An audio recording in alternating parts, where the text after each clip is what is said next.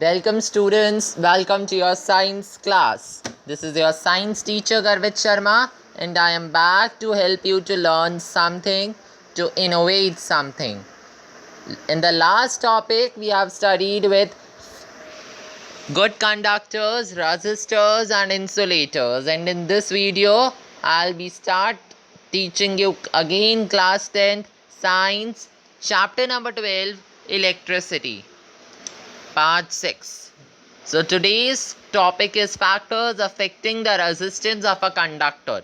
But before starting that topic, I would like to confirm you something that in our earlier videos, the name of our channel is DK Study. But from this video, we have changed the name of our channel and the name of our channel is Science Education. Okay friends or students? Science education. So let's start today's class. So today's topic is, as I have tell you, factors affecting the resistance of a conductor. The electrical resistance of a conductor. See here, the electrical resistance of a conductor depends on the following factors. Those factors are length of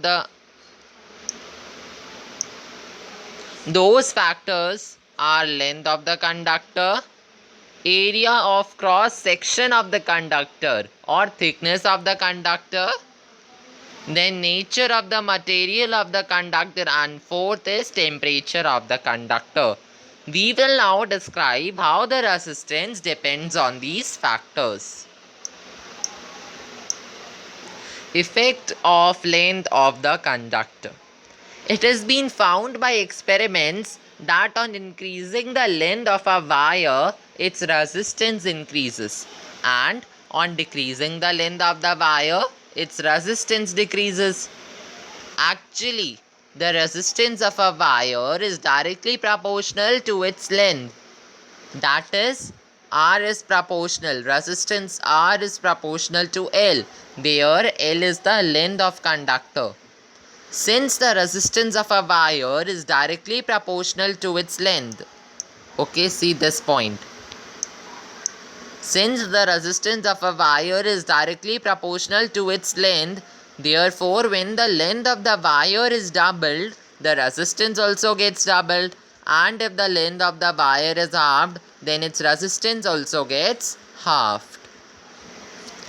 When we double the length of a wire, then this can be considered to be equivalent to two resistances joined in series, and their resultant resistance is the sum of the two resistances, which is double the original value. So from this discussion, what we conclude that a long wire has more resistance and a short wire has less resistance. Second topic is effect of area of cross section of the conductor. So let's see the first point. It has been found by experiments that the resistance of a conductor is inversely proportional to its area of cross section. That is, resistance R is proportional to 1 upon A, where A is area of cross section of conductor. Since the resistance of a wire or conductor is inversely proportional to its area of cross section, therefore, when the area of cross section of a wire is doubled, its resistance gets halved.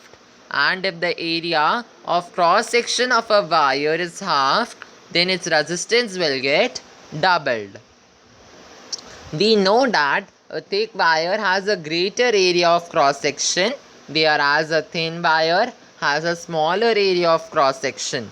This means that a thick wire has less resistance and a thin wire has more resistance. A thick wire having large area of cross section can be considered equivalent to a larger number of thin wires connected in parallel. And we know that if we have two resistance wires connected in parallel, their resultant resistance is halved.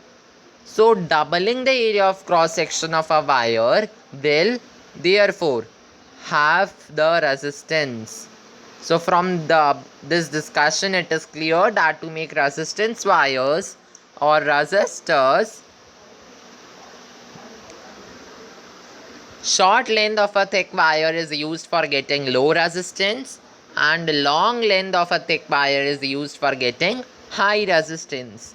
The thickness of a wire is usually measured or usually represented by its diameter.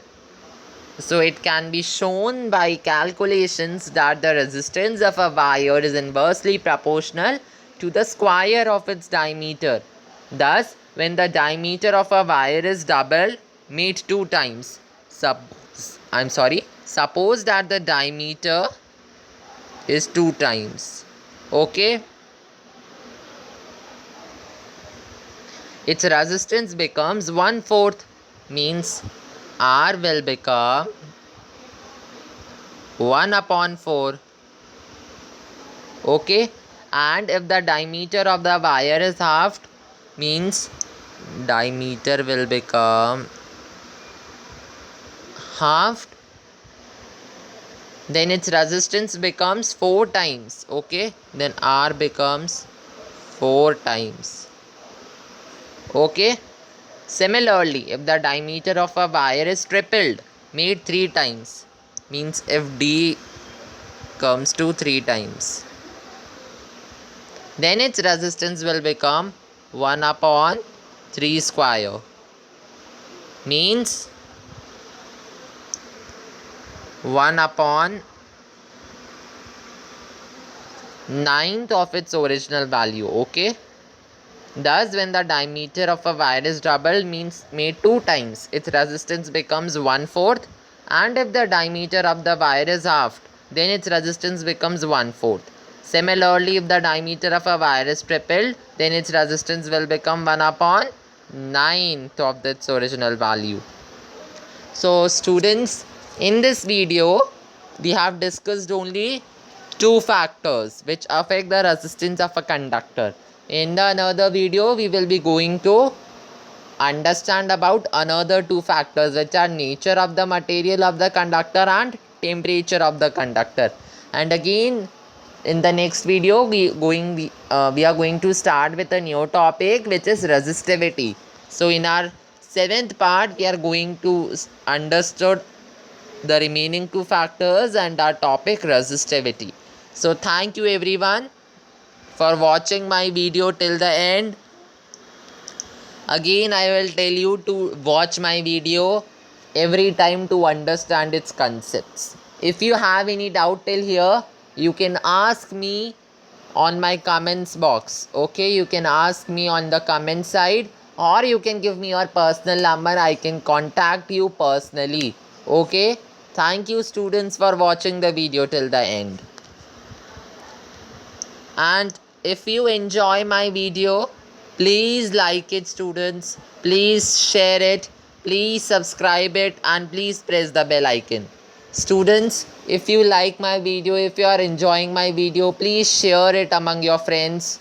Okay, so that they can also learn and they can also understand in this difficult time, because now in this difficult time we all are going to study from our internet only. We are all going to study from the YouTubes or some learning apps. So I'll request you all to please watch my video, to please like it, subscribe it, share it among everyone to whom do you know who is in the 10th standard, and please press the bell icon. So thank you students, and Jai Hind.